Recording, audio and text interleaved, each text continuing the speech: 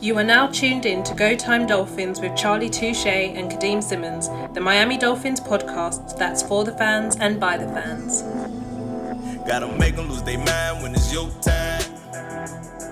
And it's show time. Going all out when it's go time. Go. I ain't wasting no time. Gotta make them lose their mind when it's show time. Cause it's your time. Lay it on the line when it's go time. Go.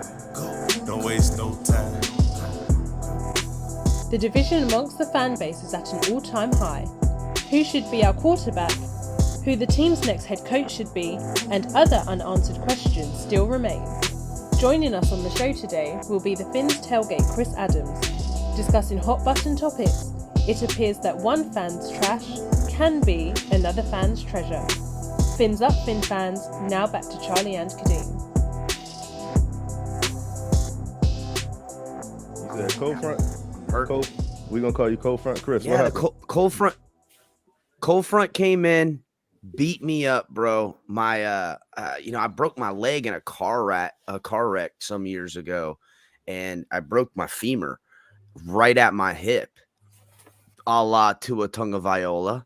And and when the cold front comes in and that barometric pressure happens, it hems me up. That's why I was still sleeping when you called me, Kadeem. I'm sure I was thinking of Charlie. You told me Charlie was still sleeping. I'm like, dang, Charlie got hit with the cold front in South Florida too, boy.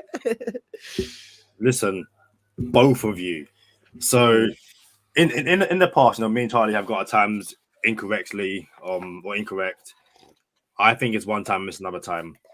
And with this one, I was convinced that there was a 6-hour difference. So that's why I kept on saying to you, Chris, I was like, hey, 12 p.m. is 5 p.m. So it gets to 5 p.m.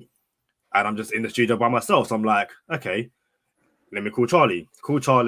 Doesn't pick up. I'm like, I know this dude is sleeping.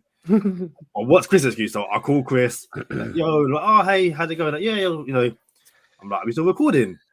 And Chris is like, yeah, at midday. I'm like, okay, what's the time now? And he's like, oh, it's midday. And I was like, really? I was like, both of you.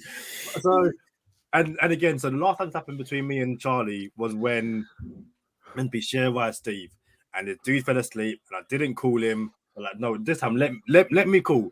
Let me wake him up. Midday, and you're both still sleeping. You guys are awful. Like true Florida boys, huh? Cold come in, we can't come out. Hold on, Kadeem. Listen, how about this? You said we've already made an agreement that whenever we talk about times of recording, that it's going to be on whoever's standard time that we say. For example, if I say we're recording at 5 p.m., that's 5 p.m. my time, which is 10 p.m. your time.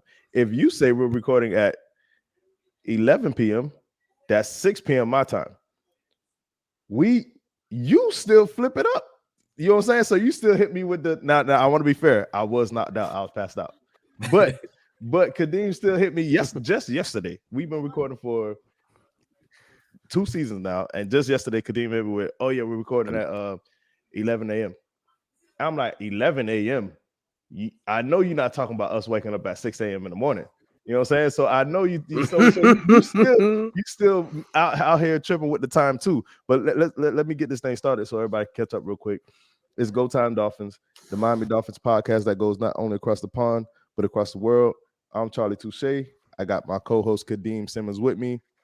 It's always for the fans and by the fans. Today we got El Capitan Chris Adams with us from the Fins Tailgate podcast. What up, Chris? What's happening, guys, man? Hey, Chris, excited to be here. What's up? You remember that song from Chris Cross? Warm it up, Chris. I'm about to it's cold outside. Warm it up, Chris. Boy, I'll tell you what, if I could get some down, I'll bust out some little break dancing and stuff. I got a video of my son like 2 years ago. We were doing a yard sale and he's like break dancing. I put it on Facebook. It's so funny, man. He's just running around and stuff like that. I like to dance. I think everybody should dance because nobody looks cool dancing unless you think you look cool dancing. Then you are cool. You know what I'm saying? Hey, I ain't even gonna lie. I can't dance. I could do a 2-step, but that's about it. Hey, Kadeem, bro. So it's about 54 degrees out here, Kadeem, in South Florida, and 54 degrees is about 11 degrees Celsius. That's kind of normal for y'all, ain't it? Yeah, that's Yeah. to me that's not cold. That's like, okay, cool, fair enough. All good. Yeah, Oh they no, don't. bro. Yeah, It gets under 70 and I start hurting, bro. Every ache that's and not pain cool. I've ever had, I'm starting to hurt. So guys, how about this football team's state of it right now? The fan base is literally at each other's throats. It seems to be a subject that can never end. And I know you guys try to keep it positive, and talk about subjects that actually matter and do great analyses. But man, dude, just look at it on Twitter. Just look at it. Come on, see what happens on the Vince tailgate. Look what happened on a lot of these other shows. These guys are going at each other's throat. Um, what do you think about it, Charlie? Kadeem? I need specifics. What are we talking about? Okay, well, first of all, and I've made this correlation long ago, and I've talked to you guys about it too. I've never seen a player come in as a rookie with cachet the way that Tua did. So what's the word I'm looking for? I don't know. I wouldn't call it like anyhow. When he came into this team, it was as if he was already going to win a Super Bowl. It was a certainty. And listen, I like that. I like that. I liked the fact that everyone was like, no, he's gonna be great. Da da da da. Me too. And I was like, all right, cool. Let's do it. And I was game. You guys remember I came on your show long ago before anything. El Capitan came out on Go Time Dolphins first, everybody. You hear it here first.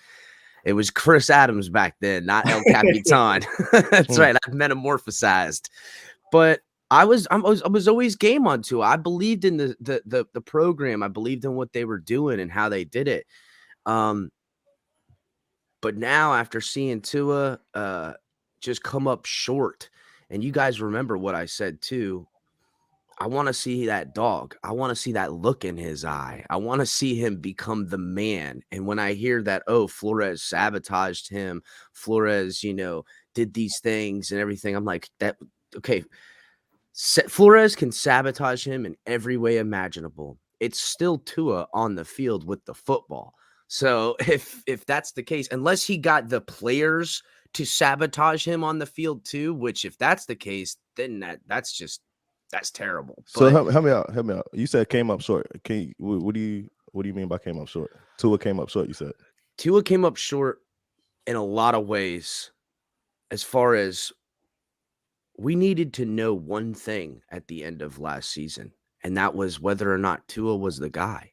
And right now, there's no certainty on that. There's nothing I can see from last season that would give me the certainty that in the AFC, which looks like we're about to get Aaron Rodgers next, is going to be able to compete with other big arm quarterbacks like Patrick Mahomes, Josh Allen, now Joe Burrow, that are putting up 400 and 500-yard games, because that's what it takes in the NFL. The rules are so skewed to you needing a quarterback that in under 2 minutes with no timeouts can win you a football game with his arm.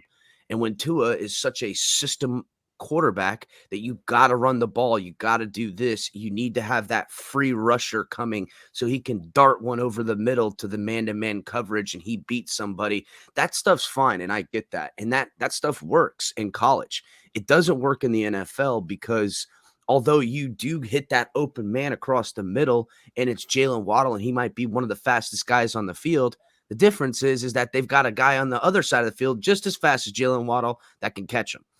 There's no college, like high school. You go to watch a high school game, there's one kid on that field that's just running, and there's Deion Sanders on the team. You know what I'm saying? He's out there intercepting balls. He's playing quarterback. He's doing everything. He's the baddest guy on the field. No one can stop him. Then when you get to college, it's the same thing. Now, when you get to the pros, every one of those guys was the best guy on their high school team. Every one of those guys was one of the best in college in more ways than one. Some of them grow in a different way, physically, mentally, to make himself better, a la Nick Needham. God bless the guy. What a man, Nick Needham. We need him. So, but I worried about Tua in the sense that the hip and the limitations and the growth. And in that Tennessee game, one of what I worried about the most, as my hip aches and pains me right now from a cold front coming in, is that going to create limitations for him? And it seems like there's some physical limitations. There's some maturity limitations because, and I know everybody's like, what do you mean? He's very mature. What I mean by maturity is that if Flores, if Flores is such a Mr. Badman, and we've heard this, Charlie, you and I talked about this, about some of the stuff we heard going on behind scenes. If Flores is all these things, why didn't Tua do what I wanted to see the most out of him and be the big dog and say, everything be damned, bro? Hold on. Because Kadeem about to get in here now, but you still didn't say how he came up short. You see what I'm How saying? he come up short? Yeah. He hasn't proven that he can be a guy like that, where he can dice up big time quarterbacks. And that's an indictment on Tua. Well, he's the only guy holding the football, bro. He's the quarterback, and I've seen him throw the football. It is an indictment. Before Kadeem gets in here, there's a Mike Gesicki was mic'd up. I can't remember what game Mike Gesicki was mic'd up in, right? And we came back and won that game. I gotta believe we came back and won that game. I'm 98% sure we won that game. Mike Gesicki was mic'd up, and I remember the game when it was happening, and he says it in his mic'd up. He says, we just scored a touchdown. We go on the sideline. He daps up Coach Flores, and he's like, 3rd and 2, 3rd and 8, 3rd and 12. Just give me the ball, right? So like when the OC is calling plays, it's the OC that calls the plays. Who the play is designed to is on the OC. All right. So if the coach throws a play in, you have reads. You got you most likely going from right to left. If the OC, for some reason, it feels like the OC calls up plays for Gesicki when the team is in trouble. 4th and 22. If you remember this, I can't remember what game it was, but it was like 4th and 22. Mike Gesicki gets the first down on 4th and 22. Like, for some reason, the OC don't call Mike Gesicki's number until we're in trouble. Last but not least, before I give it to Kadeem, Patrick Mahomes is in Miami. Tua is playing with Antonio Callaway. Who's the running back we had back then? But Antonio Callaway, I want to say Jakeem Grant, Lynn Bowden Jr., Matt Collins. It might be Patrick Laird at that time. Patrick Laird was in the game. I love Patrick Laird, by the way, guys. Yeah. Hold up. These are all the boys I'm telling you that was in the game, right? So all these boys were in the game. Okay. How about this? The Chiefs were up on us. We were only down 7 with 4 minutes to go in that game. So how is it that people say, oh, Mahomes is never going to be able to keep up with Tua, or Tua's never going to be able to keep up with Mahomes, or Tua's never going to be able to keep up with Josh Allen, when not only did he keep up with with Mahomes, let me run that back. Not only did Tua keep up with Mahomes in that game, we were only down 7 with a chance to win it with Mac Hollins, Antonio Callaway, Patrick Laird as our go-tos. How do you explain that? Do you want me to explain it, or do you want Kadeem to go ahead? I mean, that was for you because I know Kadeem got to get in here. But so here's what I see and I remember. And listen, Tua did play a great game that game, but he came up short. We did not win that game.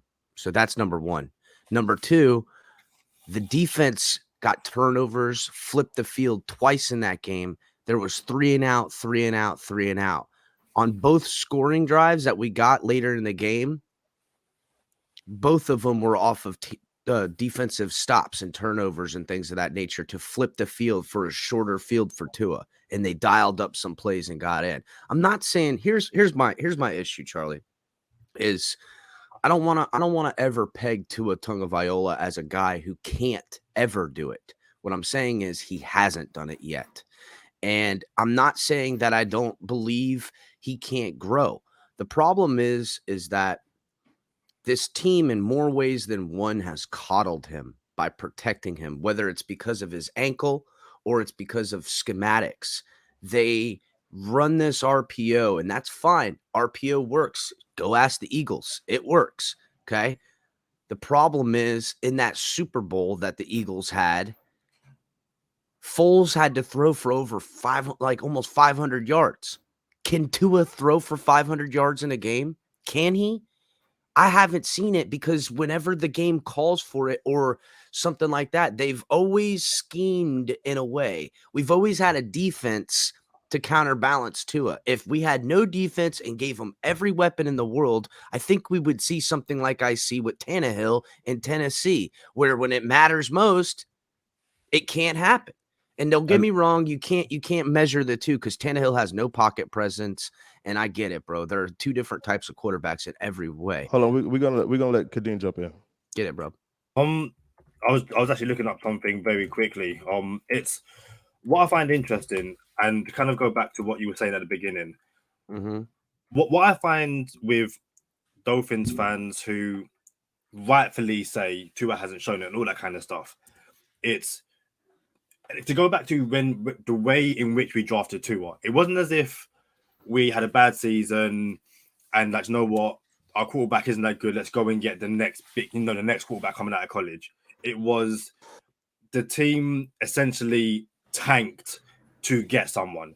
So when you basically blow up the whole machine, and for 2 years, it's a really bad well-kept secret, or really bad secret that you're going after this guy. But before the guy even gets to the building, expectation has gone mental. For 2 years, we were told we're going to be bad, and for 1 year we're going to be especially bad to bring in a kid who's going to change things around.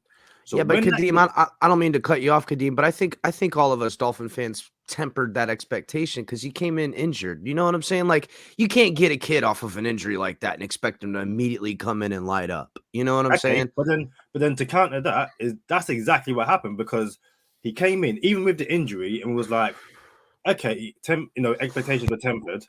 But then all of a sudden, Justin Herbert was just doing amazing things, and everyone was like, okay, when Tua gets in, this is going to be the guy. So, fairly or unfairly, Tua is, he compared to Justin Herbert at the bare minimum.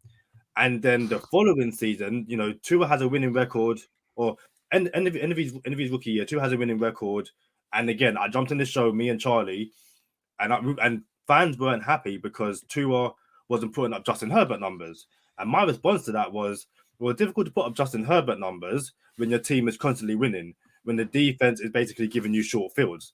And I remember on this podcast, I said, do teams want to have a bad defense and have Tua throw for 400 yards and, be in the close shootouts, or do teams want to basically win the way the Dolphins were winning? Fans. And I feel like fans, and again, I jumped on your show and said, fans aren't happy with the 120 yards, 1 touchdown, no interception game, because even if we win, it's like, but Herbert's putting up 400 yards. And on this podcast, I was like, I don't want to put up 400 yards and lose. I look at the game against Jacksonville, where Tua threw for 329 yards. Now, we lost that game, but when Tua threw for that final yard and came off the field, we were winning.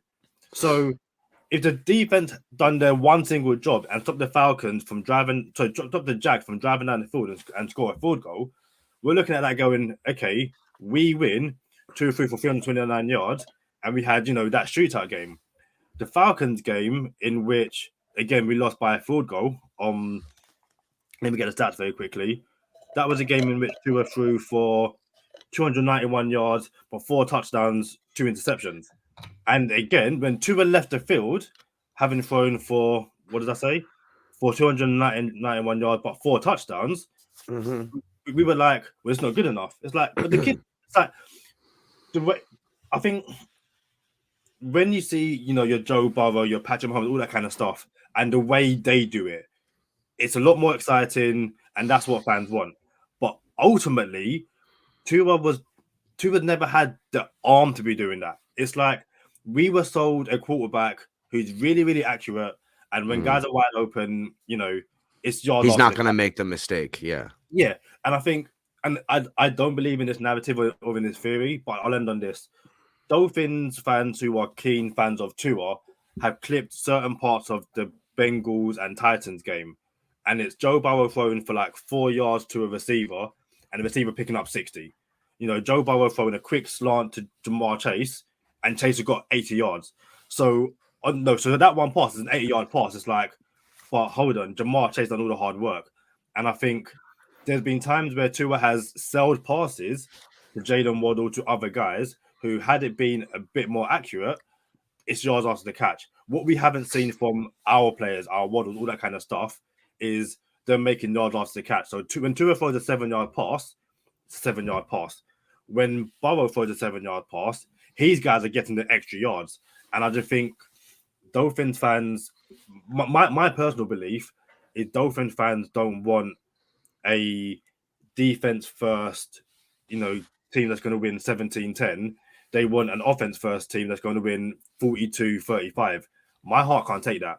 And we can't be up on a kid he's basically, we can't be up on a kid in a team that isn't built to win like that.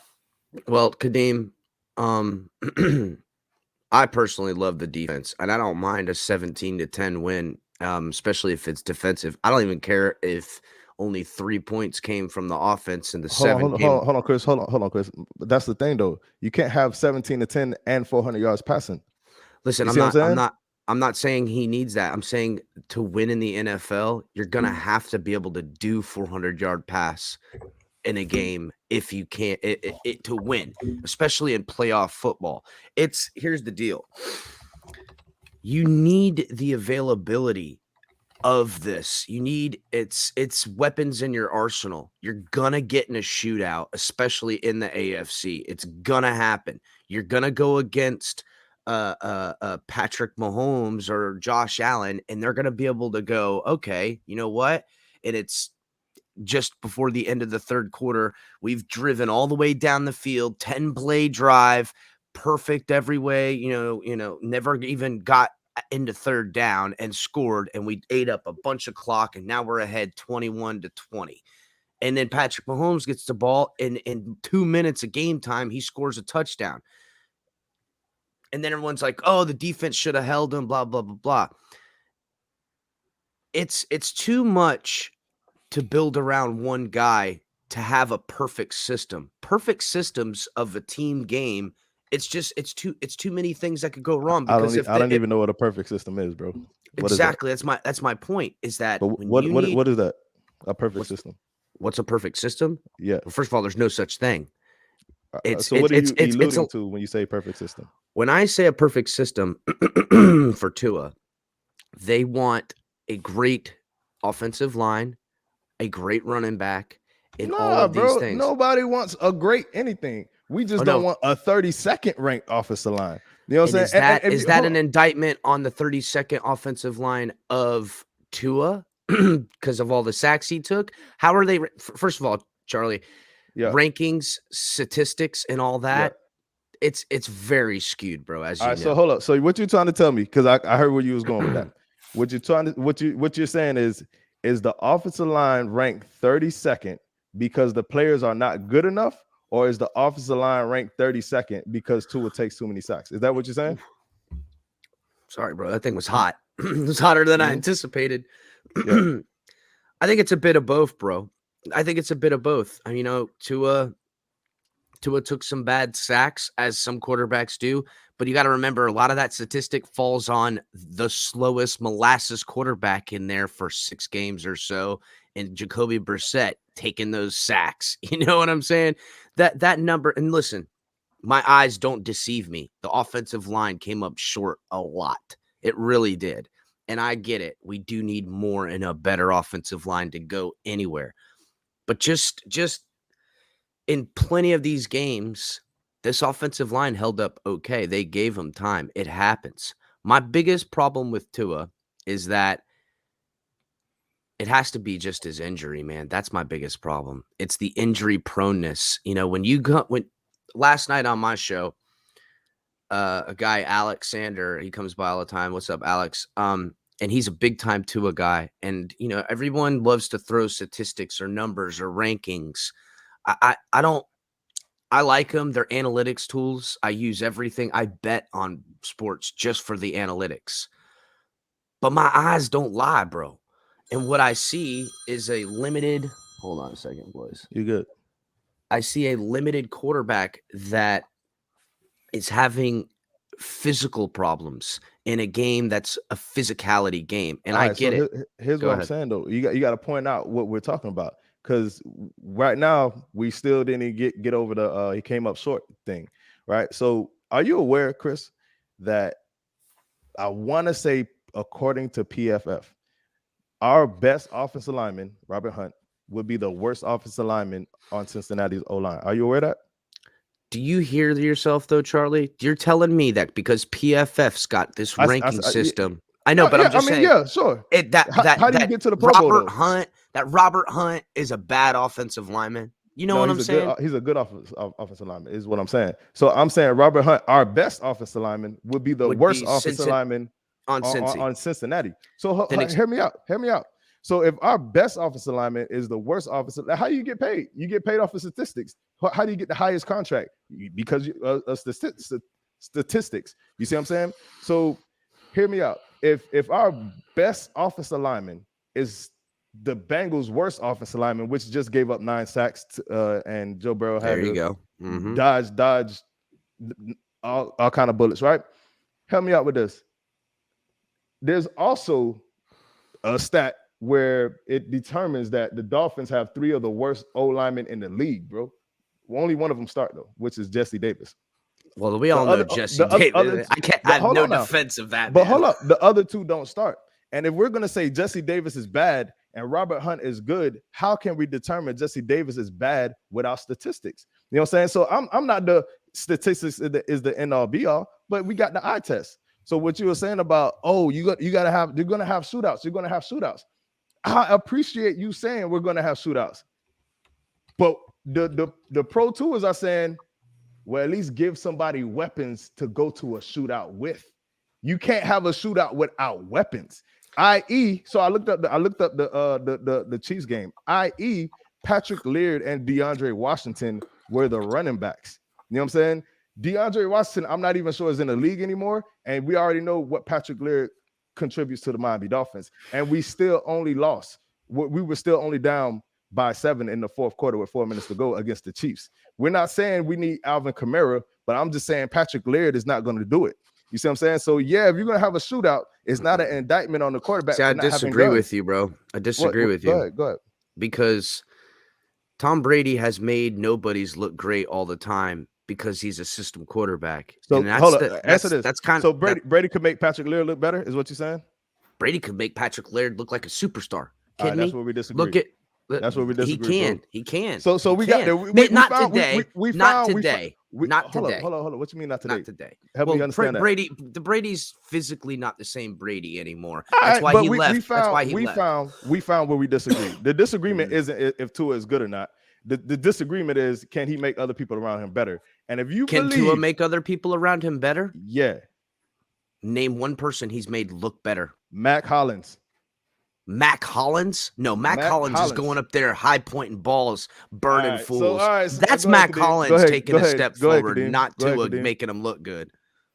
I think for the most part,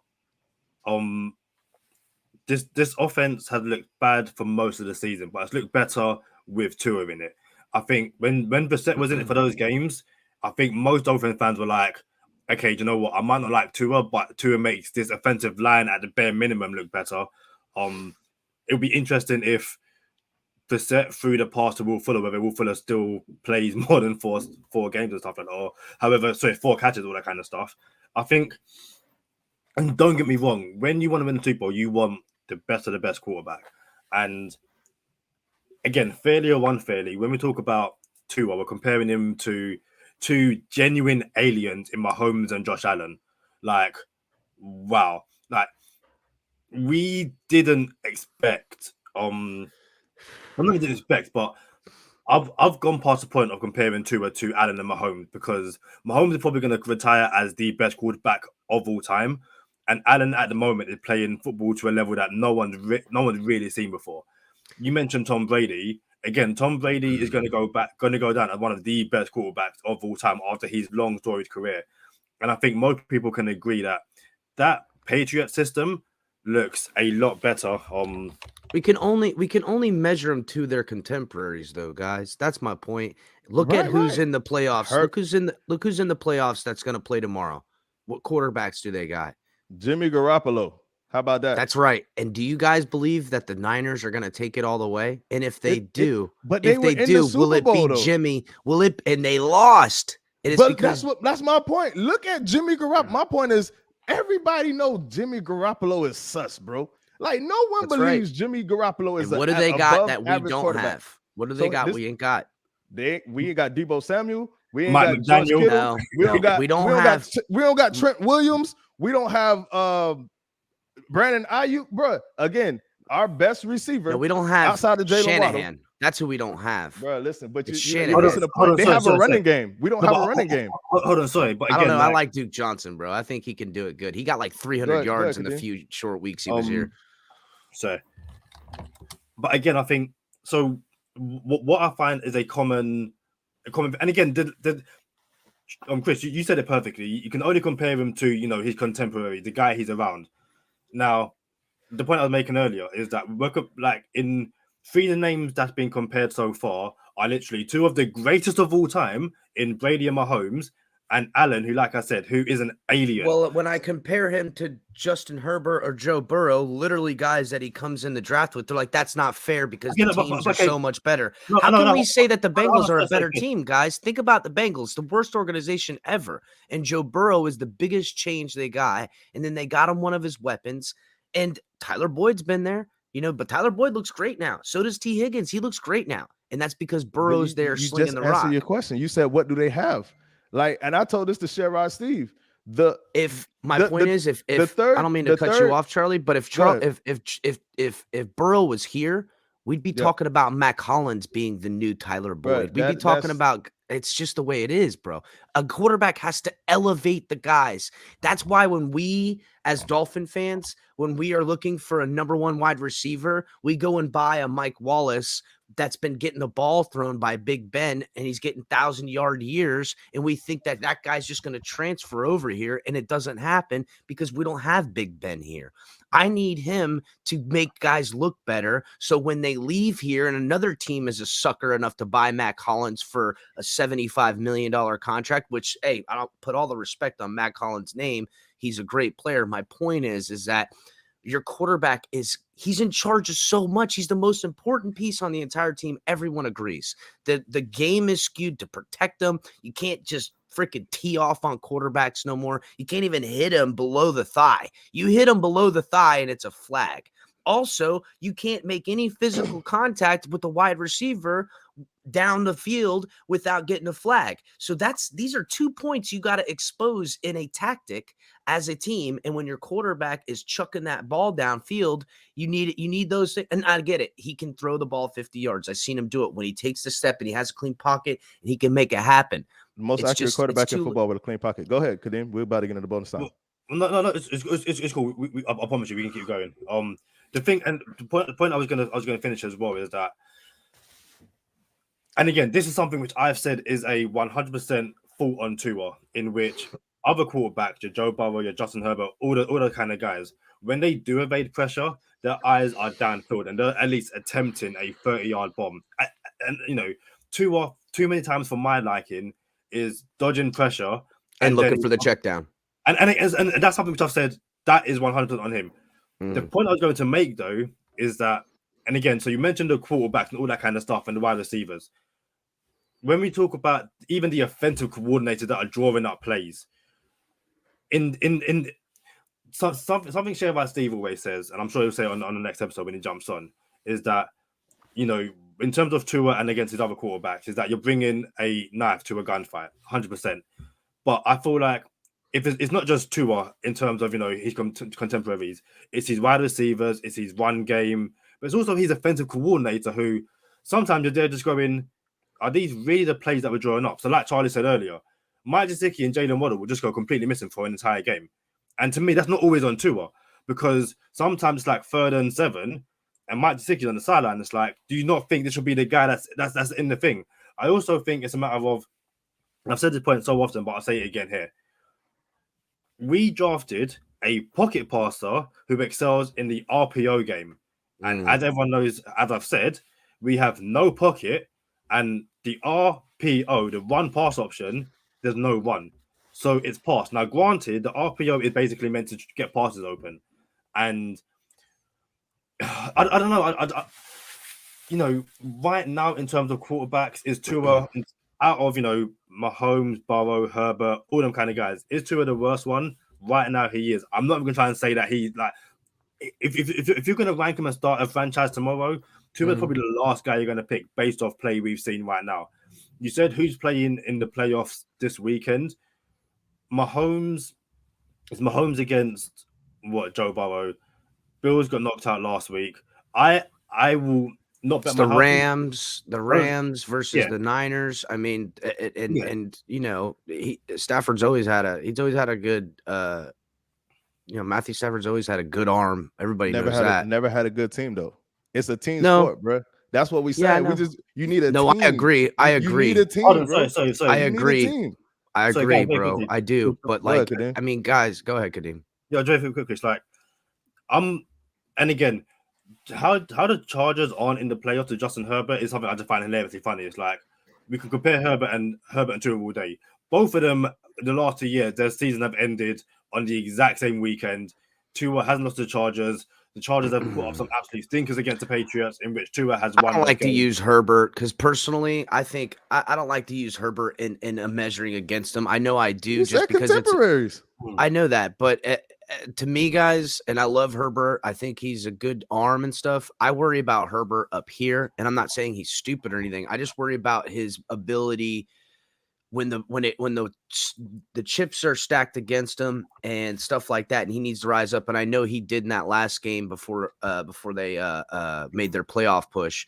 I've seen it, but I believe it. I believe Tua has the ability to will a team to a win before Herbert does. And I know Herbert has all the arm talent in the world, and that's great. I think Tua is better than Herbert. And you guys have heard me say this before, as far as the leadership goes, the cerebral part goes.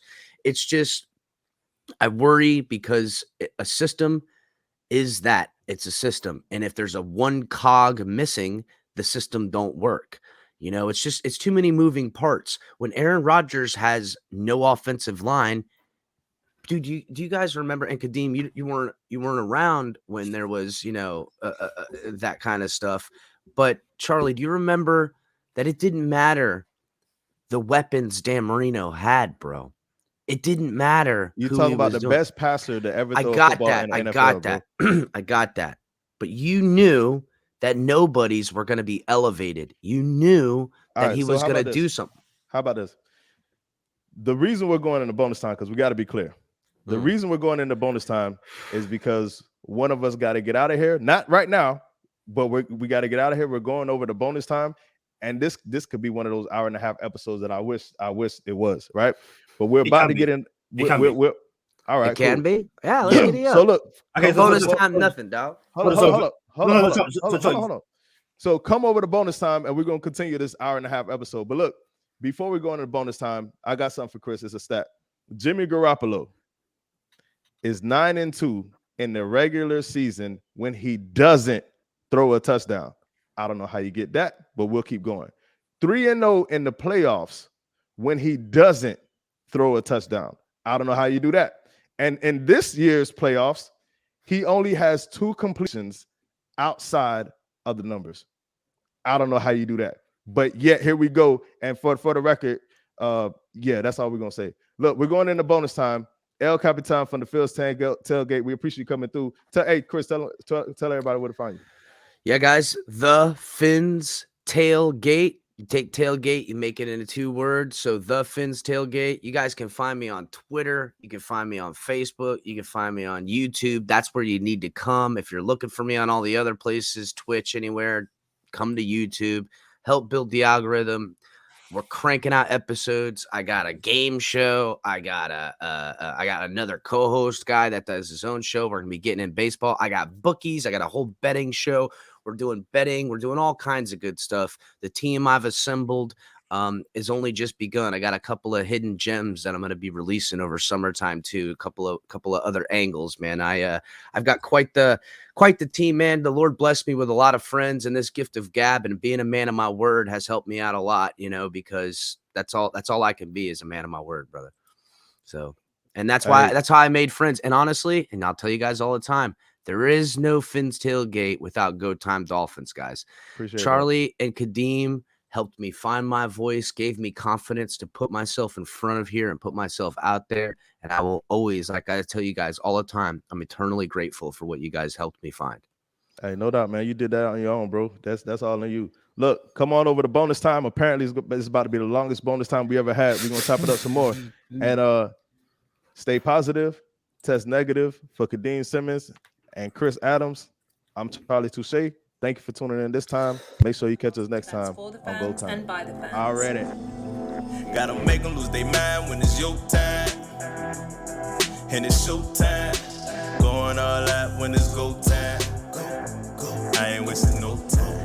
Gotta make them lose their mind when it's show time. Cause it's your time. Lay it on the line when it's go time. Don't waste no time. Tweet of the day. I knew my dog was gonna do this. Of the day. I love that song.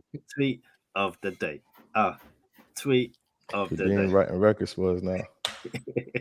Like I said, when we get the tweet of the day song, I'm gonna be loving it. So this is from @DiegoVille. We haven't spoken so far yet about the head coaching search. I was gonna, and again, I was gonna bring it up just in terms of we talk about Tua's contemporaries in terms of quarterbacks and stuff like that, but we also talk about, or we haven't spoken about offensive coordinators, and I think Godsey and Studsville were by far the worst compared to everyone else that was surrounded by. And I think a lot of Tua fans, myself included, were like, okay, you give Tua a competent offensive coordinator, then we can see. Obviously, the Giants have hired Brian Dable, which a lot of people wanted, given that he's worked with Josh Allen, given that he's worked with Tua before. They're talking about getting a band back together. Dable, Tua, Calvin Ridley. Dable's gone to the Giants. New York. And one thing we've kind of heard, one thing that's kind of been used against Tua is that what a damning indictment it is that Brian Dable, having worked with Tua, has chose basically Daniel Jones over him. I don't think it's that simple, but I think that was always going to be the narrative when Dable took another job. And Diegoville basically says, Dolphins like Dable, but didn't love him, is what it looks like to me. I'm okay with that. He obviously wasn't their guy. As you can see, they were in no rush to get a second interview with him. Now we wait and see who is the guy. And I think my whole thing with this is I personally don't believe Dable chose the Giants over the Dolphins because there was no offer from the Dolphins. What we had was the Dolphins basically spent a week playing video games. I don't know what they did this week, but they weren't interviewing players. I have my theories, but I'll keep it to myself for now about what the Dolphins are really doing. Yeah, but the Dolphins had set up a second interview with Dable. It's not going to happen because he's chosen the Giants, and so many people have made various different examples of what it could be. But the best example, which I've seen as before, and I'll use it myself. Either of you guys, if you guys are going for job interviews and you've got one company saying you can take the job now, start tomorrow, and another company saying we want to bring you back for a second interview. If you choose that job offer, no one's going to blame you for that. So it's like I said, this isn't Dable had two job offers on the table and chose the Giants. This was he had one job offer and he took it. But Charlie, what do you reckon? I feel like if you're Brian Dable, all right, and reports are the Giants were going to give him more money, and he knows who the GM is because the GM was the assistant GM in Buffalo, so they came together. So I imagine that working relationship would go a lot better in New York because I don't know if they're giving him control or not, or what kind of control they're giving him, but we know he's not going to get that in Miami. So if you're not going to get that in Miami and you're going to make more in New York, and last but not least, New York has Brian Flores and Leslie Frazier lined up to come in. If you're Brian Dable, you're gonna say, you know what, let me take this New York gig before someone else cuts me in line, instead of going to have a second interview with Miami. I understand that. Doesn't mean Miami didn't want him, but we were slow playing them, and I get it. A bird in the hand, worth more than two in the bush. I don't believe Dayball chose New York over Miami for any other reason other than look at Miami. Guys, as you know, and this is something I've been pushing on the show, the real problem with this organization is ownership, because Stephen Ross makes decisions emotionally with this team. He emotionally let go of Sperano. He emotionally hired Adam Gase. He emotionally picked Tua. He emotionally fired Brian Flores. Now, whether or not there's fights and yelling and stuff like that, I can almost guarantee that these things, it's like any relationship that deteriorates, they get hostile on the way out. Reason they get hostile is because Stephen Ross is playing head games. Nobody likes to have head games played with you. When you're over here flirting with some other, guy behind your boyfriend's back or whatever you're dating, or whoever this scenario fits for you, it's disrespectful. And I think a lot of this disrespect happened in some ways. And I hate the problem I have with the Flo firing, whether he was an asshole or whatever, man, whether he was a bad guy, did all these things, is that his job he was good at. It's almost like Ross only wants those who, kiss his butt, for lack of a better term. And Flores didn't want to and said, listen, what do you know about football? Obviously nothing, because until I came here, the only stable thing we've had as far as product on the field is what I've controlled and what I put together. Now, granted, that's probably not the way to keep your job, to tell your boss to basically go shove it. But it's been one bad decision after another. It's been one emotional decision after another. And a guy who's so good at business has allowed his baby, his fun, his toy to... look, this is what I think happened in that draft. I think they were planning on going with somebody else or whatever. I think Ross picked Tua. And they've all lied to Flores, because if you listen to Chris Greer and Ross, they're like, listen, I'm never going to force my coach to take a player he don't want. Well, that's exactly what's happening now. That's what happened with Flores. They forced him to keep Tua, and he didn't want him. It's no secret he didn't believe in the guy. So that's obviously a lie. And now if I'm Brian Daboll and I'm looking to go to a team, they're going to force you to keep Tua. Whereas in New York's situation, he's going to see and be able to make a real assessment of the quarterback, give it a shot, and if it doesn't work out, he's going to get another shot with another quarterback. He's going to get 2 more years with that quarterback too. So or get the draft one he believes. No, for sure. So he's going to get Danny Nichols. Get 2 quarterbacks. He's going to get Danny Nichols this 1 year, and then when it doesn't work, because it's not going to work, he can get his quarterback and still have 2 more years to That's down right. here. Bro, you might come down here and go 9-8, and then Sean Payton become available next year, and then we're throwing the bag at Sean Payton. Sorry. So this is about stability. So this is what I'm saying, Chris. Help me understand this. How is it in the same breath you can say the franchise is so terrible? You know what I'm saying? Our front office is so terrible, and I'm pretty sure you will say Bengals receivers are better than our receivers. Yes. Yeah, let's get real. There's a little bit more stability there in the wide receiver room. Just we're gonna check the list. You know what I'm saying? Bengals receivers better than our receivers. Bengals running backs better than our running backs. Check the list. Bengals O-line better than our O-line. I don't know. I'd have to look a little bit. I would say that's fair. Point, that's fair. I would have fair. to look a little bit more. I would say we have a better defense. That's fair. That's also fair. And now the nip it in the bud. Pep Hamilton is better than Gotze. Pep Hamilton was in LA with Herbert. I love Pep Hamilton. And same thing with what's the dog name? Taylor. Oh, Zach Dorsey. Taylor. Oh, they're gonna talk about Dorsey and the Bengals. So same thing with LA. LA's receivers better than ours. LA's running backs better than ours. LA's star-studded. LA's Oh, LA's. I'm talking about the Rams. My fault, No, dog. I'm talking about the Chargers. So Yeah, the sorry. Chargers O-line better. They still star studded over there. So help me understand where any of that. If you can agree that our front office is in flux and it is in ruins, and our receivers are third to the Chargers and the Bengals, our running back is third to the Chargers and the Bengals, and our O-line is third to the Chargers and the Bengals, as well as our OC is third to the Chargers and the Bengals. How does any of that fall on Tua? Falls on Tua because it's my assessment of Tua isn't about wins or losses. It's not about statistics.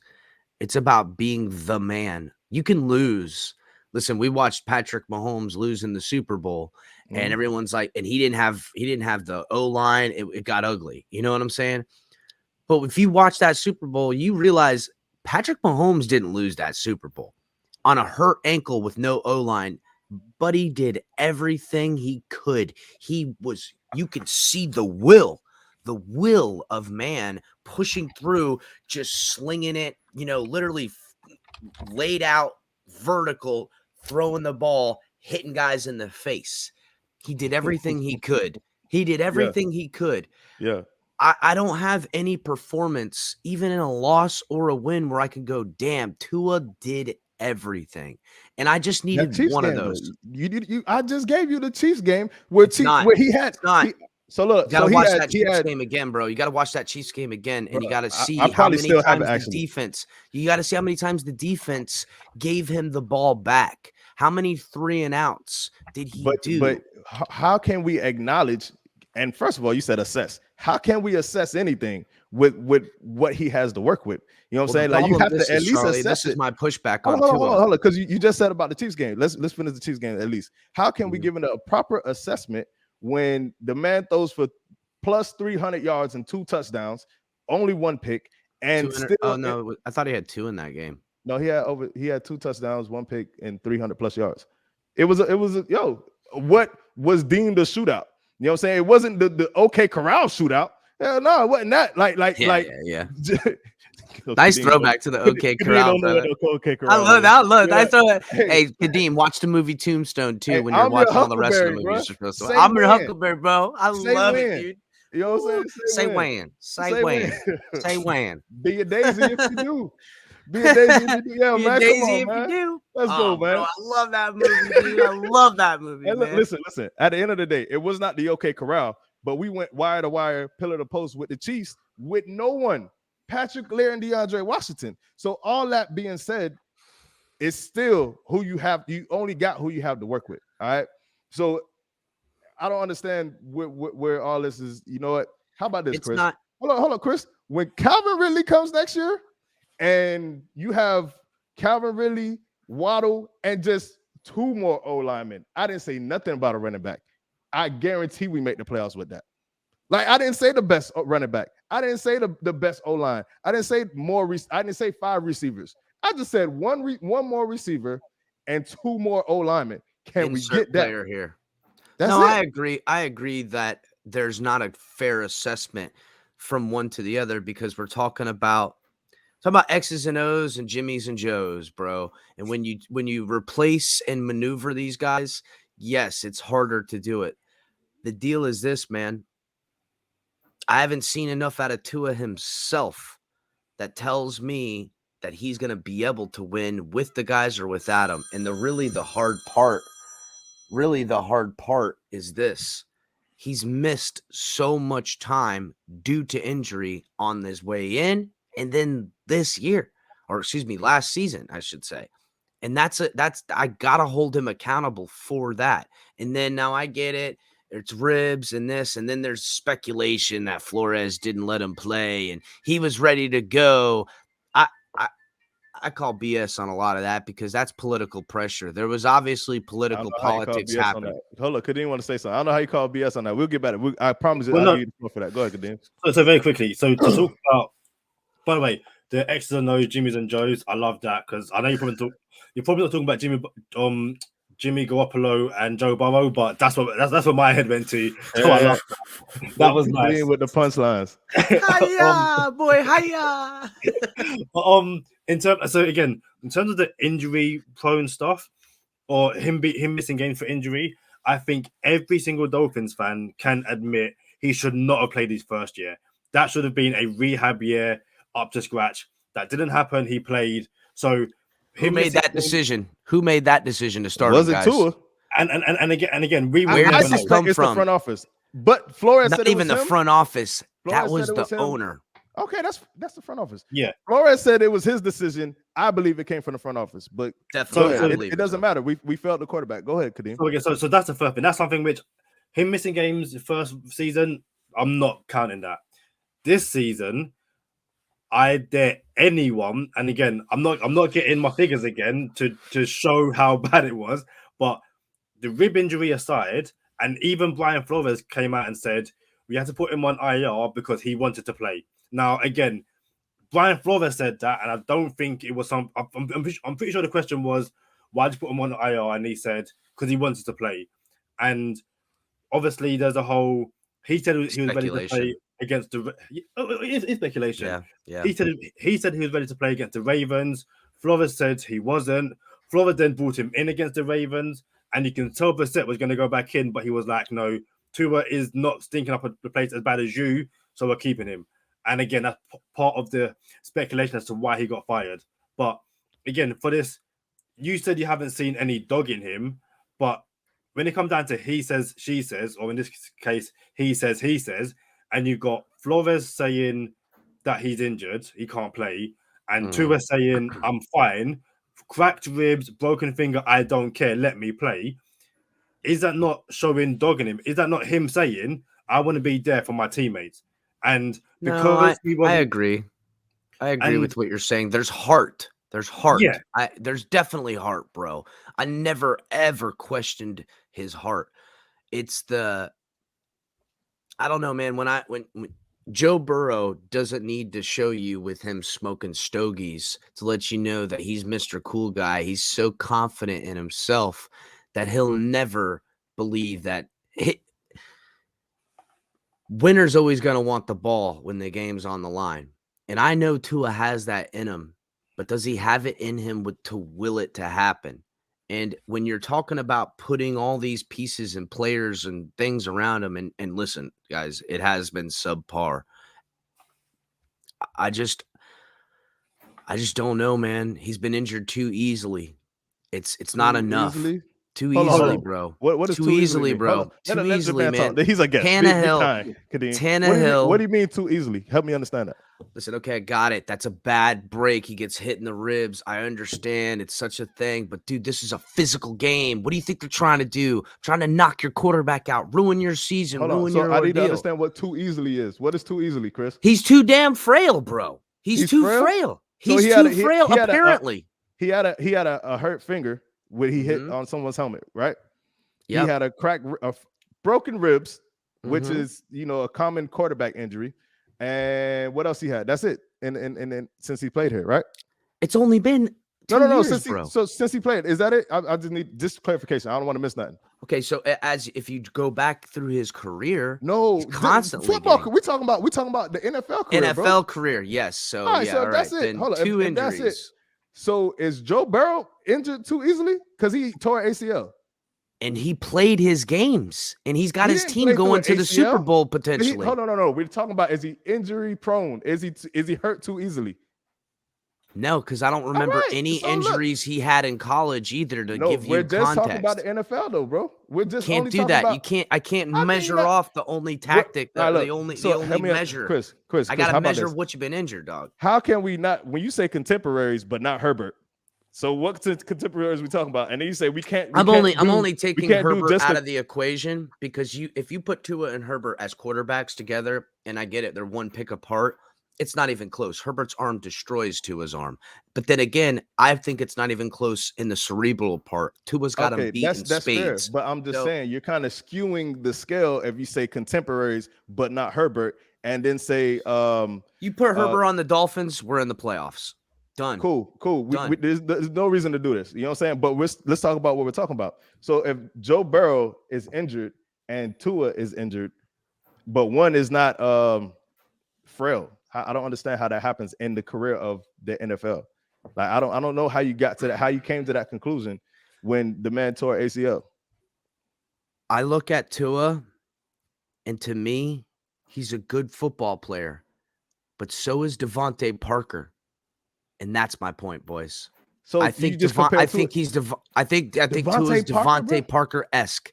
It'll be nicks, it'll be bangs, it'll be every year of his career, 3 or more games he has to miss with injuries, and that's hard as hell to win around when your quarterback's the most expensive guy on your team. I think that's how it's always going to be, bro. Good. Until he figures out whatever Drew Brees figured out, how to slide, how to protect, and how to still be effective. Did you And see it's the hard hit to where do. he broke his ribs? You Yeah, I got it, man. avoid that. It was Bro, an listen, open door, as open window. somebody who has never broken a bone till a car wreck, I get it.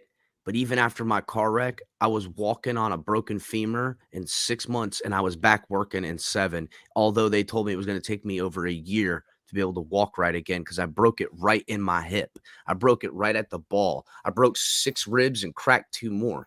But I wasn't going to let nothing hold me down. And I understand. I believe that came from my heart and my will. And I think Tua's got it. But I'm, 167 pounds, whatever it is, 5'9". I'm not out there getting crushed by these guys too. And I don't know how to explain it, man. But when we're trying to do the analytics and we're trying to do the numbers, there's data missing because of injury, and it's just too little, too late. When you get a young quarterback, one of the greatest things about getting a young quarterback, first of all, when you get a top 5 pick, top 10 pick, it's because your team is bad. And usually, what you get in that top pick is a young guy that's taking all the beating on a bad team. But even though you're not winning games, at least he's going through the growing period. Look at Jacksonville. They've coddled him. They've kept him in a system that accentuates his strengths, and it works, and it makes him look good. But we haven't done, and TD Finstock, shout out TD, he said this beautifully. They haven't given him the trial by fire that we need. And I blame Flores for that because his desire to win and win now was more important than the building blocks we needed to do with Tua. That's, hey, Tua, RPO be damned, win be damned. You need to go through this growth period because you're going to have to play a pro-style offense because eventually it's going to be a shootout. It's going to be where the other guy on the other end of the field is going to line up 4 wide and have the tight end leak out, and they're running 5 wide receivers or 5 pass catchers, I'll say, every play, and they're just going at you. And even though your defense is good, they wear your defense out that way. He can't impose the will that other quarterbacks can. And I'm not saying you can't win a Super Bowl without it. We've seen this happen. But what's more rare? Finding an entire team and having it stay healthy and giving them all the weapons, or getting one guy that can accentuate everyone and lift them up. Rising tide rises all ships, bro. Hey, Kadeem, you want to say something? It hurts me. Go ahead, Kadeem. Sorry, bro. Yeah, again, it's cool. Again, too, Chris, I love you. I know, we talk all the time, brother. Yeah, dude. Comparing Tua to Devontae Parker, dude, let's not do that. It was a low blow, wasn't it? It was a low blow, wasn't it? And again, in the sense that, I don't know what it's like to play in the NFL or even play that sport. It's something I've never done. But when you look at the two injuries, and again, I'm not even looking at last season, I'm looking at this season. We established on this show today that they had to put Tua on IR with broken ribs because he wanted to play through it. So, and again, I know you have a question in his heart or anything like that, but when you get a situation where Tua is like, I've just cracked my ribs, I will do the necessary things, the necessary protection to keep on playing, and the team says we have to physically put you on a list so you can't play. And then I'm not saying you are doing this, but then fans say, "Oh, look, he's not playing, he's injury prone." Why doesn't Tua get the benefit of the doubt? And people going, "Okay, our head coach has literally just said I've had to put him on IR to stop him from playing," and people hear that and go, "Well, Tua can't play, he's injury prone." It's like, no, the coach has just said, so.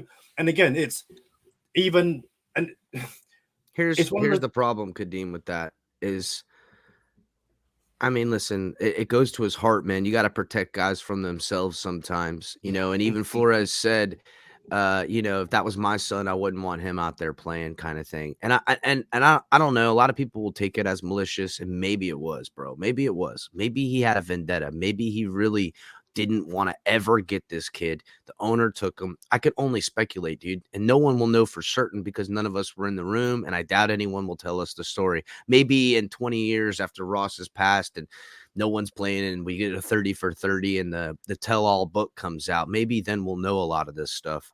But my problem with Tua is that when he is on the field and it is in situations he can't control, and I got it, lack thereof weapons, whatever you want to say, I don't believe it was subpar enough weapons or subpar enough line that he couldn't show me what I'm looking for. And what I'm looking for is the eye of the tiger, bro. I'm looking for the eye of the tiger. I want to see him go, I'm coming for you. You know what I'm saying? Get that Western eye. Woo, woo, woo. Bow, wow, wow. Like what he Come did to on, Michael man. Carter. Where's he pulling out the 6-shooter? Da, da, da, da, da, da. Just going for it, man. Yes, Michael Carter. You heard Javon Holland come on the show and go, yo, like, and again, is one of all that kind of stuff. I just think, and this is probably the last thing I say on this. When it comes to Tua now, the lines are dug so deep on either side, and I'm not saying this is a you problem. I think it's Tua non. It's at a point now where it's like, man. It's sad too. Yeah, no matter what the kid does, it doesn't matter what he does. It's at a point now where you either want him to stay and you want him to go. And, we can have these discussions and, we can always agree, disagree, and all that kind of stuff. Mm-hmm. There's other people who you try and discuss this with, and it doesn't matter what you say. Their mind is fully made up. And I'm pretty sure all three of us have all sat here and said on the air and on and off air, it's at a point where for the good of the kid, he needs to leave because it is toxic. Well, there's a guy that comes on the show. His name is CT. Awesome, man. I should try to plug you guys in with him. He's a very smart dude. He goes, look, what's this? Why would Tua even stay? Work out, whatever. Why would he even stay at this point? No one's been, jerked around more personally, business, and then just financially, everything with his career than how the Dolphins have done him dirty. And that goes back to my point. I've had enough, boys. I got my torches ready. I'm ready to storm the castle. I got the pitchfork over there. I'm had enough of Stephen Ross. I started it last night on the show. #toss boss Ross. I'm going at the jugular. If they don't get it right, I think they've screwed up. I thought they were going to get Dayball, to be honest with you. And I thought Dayball made the most sense because if they're really all in on Tua, go get Dayball. Do whatever you can to tell Mike McDaniel that, hey, Mike McDaniel, you're going to be the OC. Go get me a top defensive coordinator. And Vance Joseph is what I was hoping for. I thought they were going to get Vance Joseph, DC, Mike McDaniel, OC, make him assistant head coach, and then get Dayball in here and build and go for broke with Tua. But Dayball's gone. If they get Mike McDaniel, is it just Mike McDaniel, insert coach here, and everyone else stays? It's not enough. It's too little. It's not enough. They need to go for broke with Tua if they're going to go for that. And it seems like the guys that would make the most sense are starting to slip through their fingers. So I don't know, man. I really don't. And I'll talk to you guys personally about who I think. I don't want to let it on well, I'll just say it. Forget it. I think they've been playing this close to the vest. You guys know I'm big time Chris Greer fans. Both of you guys know I think Chris Greer is probably everyone's playing checkers. He's playing chess. He's looking and he's got a move being made so far down the line. That's why we got 2 first-round draft picks the following year. I think what happened in that first round is they made a push to go get Burrow. Burrow fell through. They were under the discussion of Herbert or Tua. I think there was more want of Herbert, or even to trade back and not even take Herbert and just not take a quarterback and ride it out with Fitz. And then the owner was like, no, I got capital. I got a top pick. I want Tua. And that was the way they had to do. And right or wrong, that's okay. We made that pick, but there was never the full commitment on Tua. And we've seen this story play out before with Tannehill. It's a constant almost. There's never a full commitment. And we're always pushing back the goalpost with Tannehill. Oh, next year, if he can just throw the deep ball. Oh, next year, if he can just, figure out a way to have better pocket presence. And then they're like, well, you know what? We need the defense to do better because Tannehill's doing more. It's just it's constantly pushing back this goalpost of perfectness enough to just get to the playoffs. And it's I need a guy that I can just hang my hat on and go, you know what? I don't care. Ooh, it's fourth quarter. We got 2 minutes left. Tua's gonna drive this bad boy down. You know why? Because I've seen him do it. And I can't say that. And I'm not saying that it's not possible. I'm But just it's the saying why right though, now I Chris. can't. Why? It's the why haven't we seen that? But look, hold up. Were you about to give us a guy that you thought we was gonna get? Oh, back in that draft? No, I thought you said you was gonna give us a quarterback. I mean, a coach. Oh, a coach? Oh yeah. I think Chris Greer's been I think he dangled the Harbaugh carrot, and I Mhm. think Chris Greer realizes that if he don't get Harbaugh, it's his job. And if Chris Greer loses his job, I don't think he's going to lose his job. I think he's going to elevate his job, and I think Harbaugh comes here no matter what. I think Harbaugh's been in play. I've been I think listening. I don't think I, that's I, on Chris Greer though. That's Ross. Ross could pick up the phone himself and make that happen. That's well, not on Greer. I th- I think Harbaugh's already here. Is my point. Cool. All right. So look, anybody, Kadeem, you got something before we go? Because I'm about to plug this Javon Holland giveaway stuff. Ooh. All right. So look, listen. We appreciate everybody sliding. The new listeners. If you just happen to just come by us on YouTube or Spotify or Apple Music or any platform, we had Javon Holland, Miami Dolphin safety Javon Holland on the show. Can't ban the snowman. Shout out to Hollywood Vaughn for coming through. He gave us a gang of stuff, and I didn't properly plug the giveaway last episode because we haven't determined how we're gonna set the giveaway up. So it's coming. We have a gang of stuff that we're gonna give away. And well, I don't want to call it a gang of stuff, but we got some stuff we're gonna give away. We got a bunch of giveaways coming up, but Javon gave us some stuff and we're gonna give it away here on this podcast.